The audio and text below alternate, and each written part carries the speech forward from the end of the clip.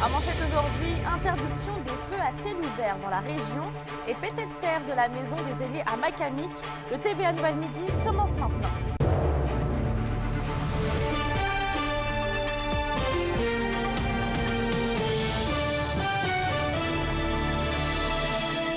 Bon vendredi tout le monde et merci d'être sur nos ondes. En raison des conditions de chaleur des prochains jours, les feux à ciel ouvert en forêt ou à proximité sont dorénavant interdits dans de nombreux secteurs de l'Abitibi et du nord du Québec. Les MRC de Rouyn-Noranda, de l'Abitibi-Ouest, de l'Abitibi, de la Vallée de l'Or ainsi que de la Jamésie, Iou-Itchi sont touchés par l'interdiction. Et c'est le ministère des Ressources naturelles et des Forêts qui a pris cette décision en collaboration avec la Société de protection des forêts contre le feu. La mesure est en vigueur depuis 8 heures ce matin. Il y a un réel risque que nouveaux incendies soient déclarés au courant de la fin de semaine. Présentement, il y a 7 incendies en zone intensive, par contre 71 incendies en activité dans la zone nordique. Une interdiction est réévaluée quotidiennement en fonction de la météo. Présentement, on nous annonce des conditions extrêmes tout au long de la fin de semaine, possibilité de pluie par lundi. Donc, l'interdiction va durer tant aussi longtemps qu'il est nécessaire. Et c'est ce matin que le coup d'envoi a eu lieu pour la mise en chantier de la Maison des aînés et alternative de Macamic. La députée d'Abitibi-Ouest, Suzanne Blais, a donc procédé à la pelletée de terre officielle au nom de la ministre responsable des aînés et ministre déléguée à la Santé, Sonia Bélanger. Et on rappelle que le projet prévoit 98 lits et devait être livré normalement d'ici l'été 2027. Du côté de Val-d'Or, la 4e phase de revitalisation de la 3e avenue au centre-ville se poursuit. Et Félix, comment les commerçants composent-ils avec les travaux? Eh bien, Mélissa, la situation n'est vraiment pas la même pour tout le monde. Je suis allée d'ailleurs en rencontrer quelques-uns ce matin, puis il y en a qui me disaient que tout se passait très bien. Il n'y a pas vraiment eu de changement avec la situation avant les travaux, mais pour d'autres, il y a vraiment eu une baisse d'achalandage au niveau de la clientèle. Bon, au moins, il y a des stationnements du côté sud et du côté nord de la 3e avenue, entre la 6e et la 7e rue. Mais n'empêche, il y a des clients qui rapportent que, bon, il y a une logistique quand même qui est imposée par les travaux, notamment pour se rendre au commerce, avec tous les travaux qu'on connaît dans la ville de Val-d'Or, mais aussi pour se stationner en arrivant sur place, même s'il y a des stationnements qui sont proposés, il y a quand même des clients qui rapportent avoir de la difficulté à se stationner. Ça, c'est des commerçants qui m'ont raconté ça ce matin. On peut d'ailleurs écouter la présidente du regroupement des gens d'affaires du centre-ville nous dire ce qu'elle constate sur le terrain. C'est certain que, tout dépendant des types de commerces, certains commerces sont plus touchés avec la baisse d'achalandage que d'autres commerces. Nous, dans notre cas, on a beaucoup de rendez-vous. Donc, c'est certain qu'à ce niveau-là, c'est resté stable. Pour ce qui est d'un autre niveau de notre commerce, qui est le perçage corporel, là, il y a eu une petite baisse parce qu'il y a moins d'achalandage, mais sinon, ça se maintient. Mais je comprends que d'autres commerces sont quand même touchés plus que nous parce que le genre de commerce est différent. Et Mélissa, les travaux sont prévus pour être terminés d'ici 2 mois, soit à la mi-septembre, me racontait la ville de Val-d'Or ce matin. Je vais vous revenir au TVA de 18h avec un reportage complet sur la situation. Ah, ça ne pas manquer. Merci Félix. Je vous en prie. La question du jour TVA, une présentation de Mobilier Bélan qui vous offre depuis plus de 50 ans un service de qualité et un grand choix de matelas mobilier électro au prix compétitif que vous recherchez. À la question du jour, on vous demande, devez-vous réarranger vos déplacements en raison des travaux routiers dans la région? Pour voter et commenter, rendez-vous au tvabitibi.ca.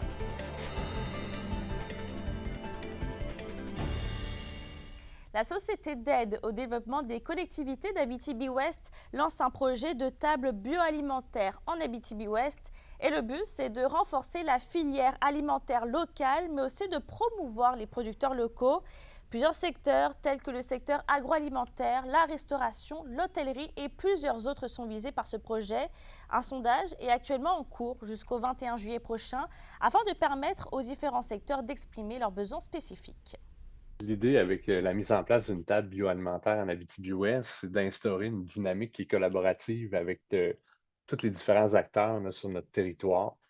Je pense que c'est important de préciser aussi que cette table de concertation, là, c'est une table de proximité. Donc, les gens qui sont invités là, à participer, c'est des gens qui visent davantage ou principalement le marché local. Fait qu'on veut les réunir ensemble, établir un dialogue entre eux pour qu'ils puissent ensemble trouver des solutions à des défis communs. La presqu'île du lac Kosciuszko à Rwanda aura bientôt un nouveau visage grâce à un important investissement de 1,4 million de dollars. Elle deviendra dans les prochains mois la place Réal Lacombe en l'honneur de l'ancien directeur régional de la santé publique. Donc il y aura d'importants travaux qui auront donc lieu à la fin de l'été pour complètement réaménager ce site culturel important dans la municipalité. Oui, la ville de Rwanda a voulu rendre hommage il y a quelques années de ça à Réal Lacombe, qui avait été directeur de la santé publique. Il y a eu des délais, bon, il y a eu la pandémie, il y a eu après ça tout le travail prévu pour le lac Kosciuszko, puis on voulait faire certain que le projet s'intègre aussi dans tout ce qui va se faire au niveau de l'aménagement du lac Kosciuszko. Alors, on trouvait que l'endroit était vraiment bien choisi. Le festival H2O à Amos se poursuit cette fin de semaine et ce soir vous pourrez assister à une soirée country sur la scène de l'Agora Naturelle. En première partie, il y aura le groupe local Julie Duguay and the Northwest Country Band suivi de Matt Lang et ses invités. Les activités familiales ont commencé depuis 11h ce matin.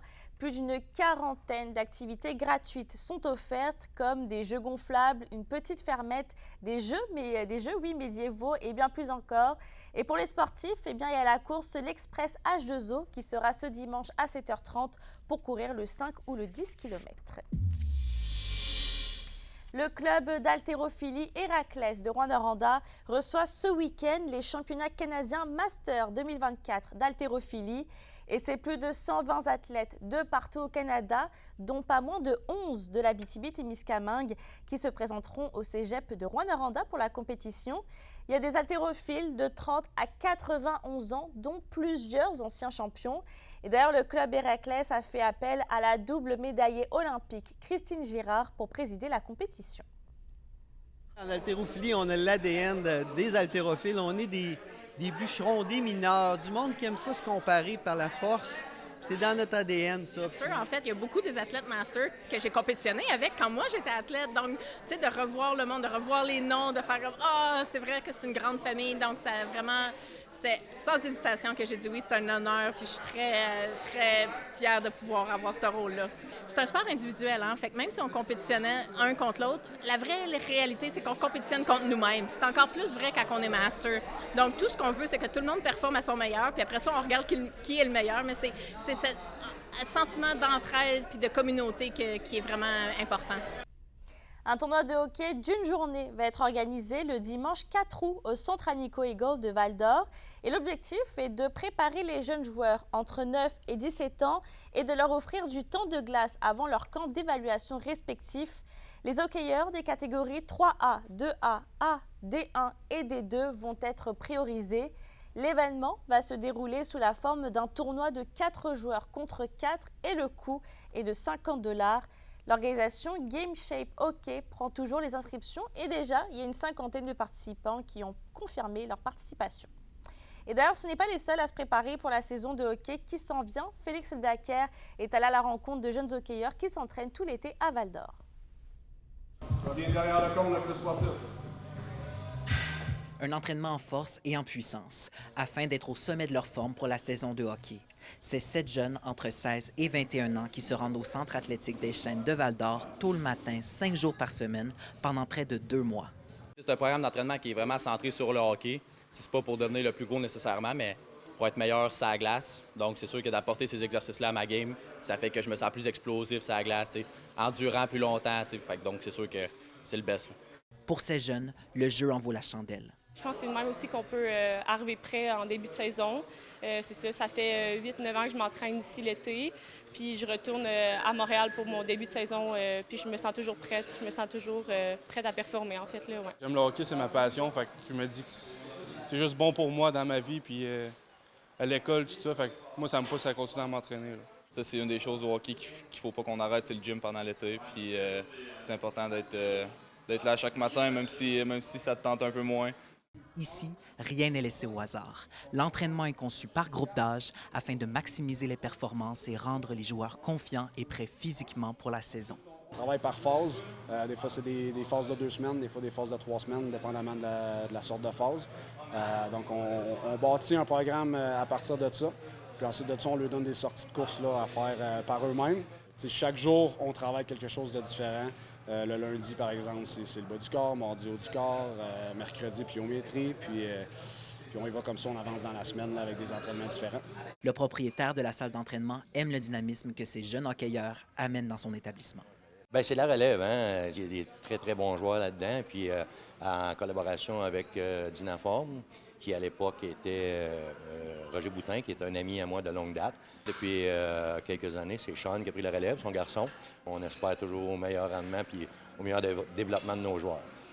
Les jeunes hockeyeurs entraînés par Sean Morton-Boutin auront passé 56 heures à s'entraîner tout au long de l'été, afin d'être prêts pour les camps de développement qui commencent à la mi-août.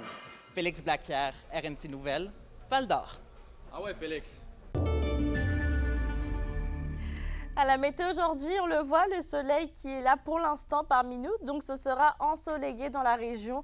Mais il y aura également une alternance de soleil et de nuages avec un 30% de probabilité d'averse et il fera un maximum de 28 et 29 degrés. Pour ce soir et cette nuit, ce sera partiellement nuageux avec une nouvelle fois un 30% de probabilité d'averse ce soir sur tous les secteurs et il fera un minimum de 16 et 17 degrés.